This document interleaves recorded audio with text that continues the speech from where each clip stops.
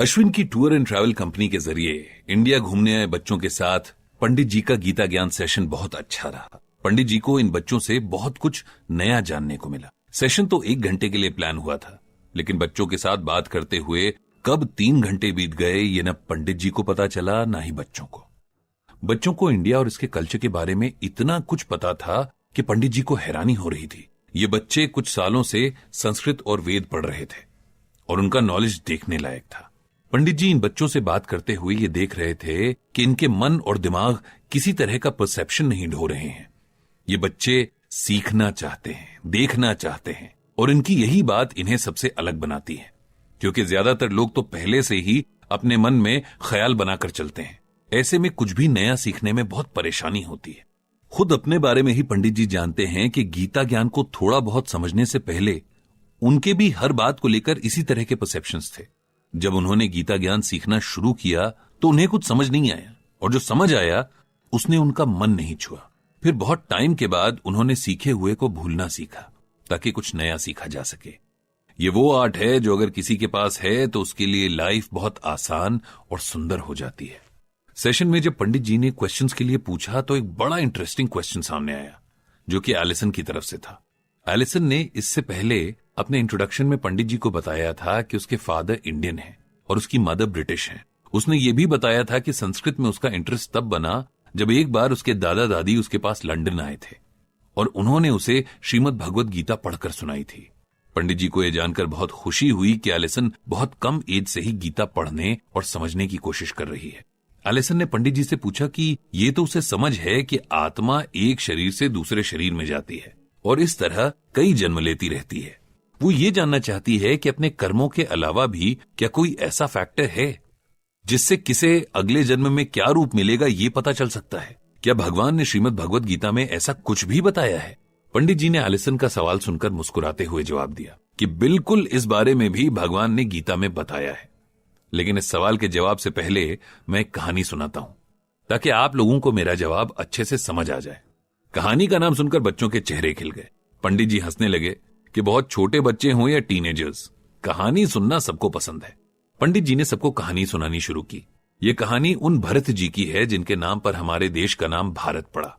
भरत जी के पिता का नाम ऋषभ देव था। भरत भगवान के बहुत बड़े भक्त थे, साथ ही बहुत बड़े वीर भी। पिता ऋषभ देव जी के बाद भरत राजा बने क्योंकि वे सबसे बड़े बेटे थे। महाराज भरत बहुत ज्ञानी थे। उनके अंदर वो सब क्वालिटीज थीं जो एक अच्छे राजा के अंदर होनी चाहिए। वे बहुत पूजा पाठ करते, यज्ञ करते और हर वक्त अपनी प्रजा की भलाई में लगे रहते। अच्छे कर्म करते रहने से उनका मन एकदम साफ हो गया था। ऐसे ही कई साल तक राज करने के बाद राजा भरत ने अपनी खुशी से राजपाट छोड़ दिया और अपना आखिरी टाइम भगवान की भक्ति में बिताने के लिए जंगल में अकेले रहने चले गए। एक बार भरत जी गंडकी नदी के पास भगवान का ध्यान करते हुए बैठे थे। उसी समय एक प्रेग्नेंट हिरणी पानी पीने नदी के किनारे आई। अभी वो पानी पी ही रही थी कि कहीं पास ही गरजते हुए शेर की भयंकर दहाड़ सुनाई दी। बेचारी हिरणी शेर की दहाड़ से इतना डर गई कि उसने बिना सोचे समझे अपनी जान बचाने के लिए नदी में छलांग मार दी। झटका लगने से उसका बच्चा वहीं नदी में पैदा हो गया और बहने लगा। बेचारी हिरणी वहीं मर गई और उसकी लाश भी नदी में बह गई। नदी में बहते हिरण के बच्चे को देखकर भरत जी को बहुत दया आई और वे उसे बचाकर अपने आश्रम पर ले आए। उस हिरण के बच्चे की देखभाल करते करते भरत जी को उससे बहुत मोह हो गया। सुबह से लेकर रात तक उन्हें उसकी ही फिक्र रहती। उसके खाने पीने से लेकर उसे जानवरों से बचाने की कोशिश में ही लगे रहते।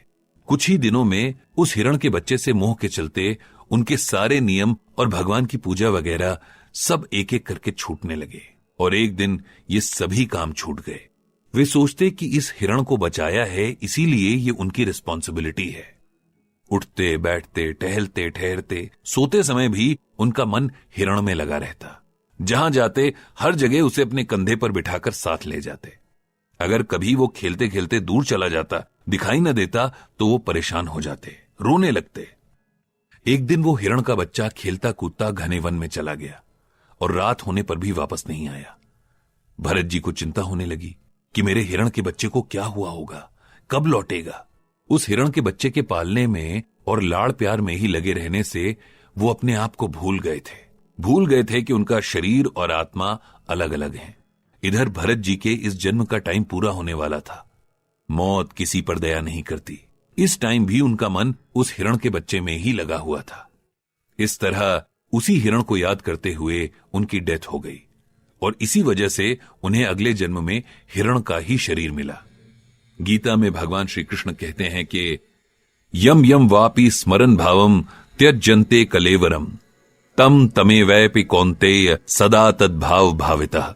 यहां भगवान अर्जुन को समझाते हुए कहते हैं कि हे अर्जुन, कोई भी इंसान अपने आखिरी समय में जो भी सोचता है, जिसके भी बारे में ज्यादा सोचता है और जिसकी भी फिक्र करता हुआ अपने शरीर को छोड़ता है, वो उसी भाव को प्राप्त होता है।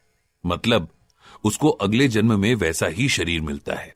आखिरी वक्त में इंसान जैसा सोचता है उसी के अनुसार ही उसे अगला जन्म मिलता है। जिसका जैसा नेचर होता है आखिरी वक्त में वो वैसा ही सोचता है और इसीलिए उसे वैसा ही अगला जन्म भी मिलता है। इसीलिए पुराने समय में इंसान की लाइफ के आखिरी कुछ सालों को भगवान की भक्ति के लिए रखा जाता था, ताकि वो सब मोह माया छोड़कर बस भगवान की भक्ति में लगा रहे। और अगर उसका जन्म मृत्यु का चक्र ना भी टूटे तब भी उसे अगला जन्म अच्छा मिले। पंडित जी के जवाब से एलिसन को बहुत अच्छा लगा। इसके बाद भी बारी बारी से बच्चों ने गीता ज्ञान से जुड़े सवाल पूछे और पंडित जी ने सबको जवाब देने की पूरी कोशिश भी की। इस तरह एक बहुत ही इंटरैक्टिव सेशन खत्म हुआ। बच्चों ने पंडित जी के साथ अपने नंबर्स एक्सचेंज किए और उनके ब्लॉग के बारे में भी पूछते रहे। अश्विन ने सबके लिए रिफ्रेशमेंट्स का अरेंजमेंट किया था। उसने पंडित जी को जाने कितनी बार थैंक यू बोला और उन्हें बहुत रिस्पेक्ट के साथ घर छोड़कर आ गया। पंडित जी ने मन ही मन भगवान श्री कृष्ण से सबको सद्बुद्धि देने की प्रार्थना की।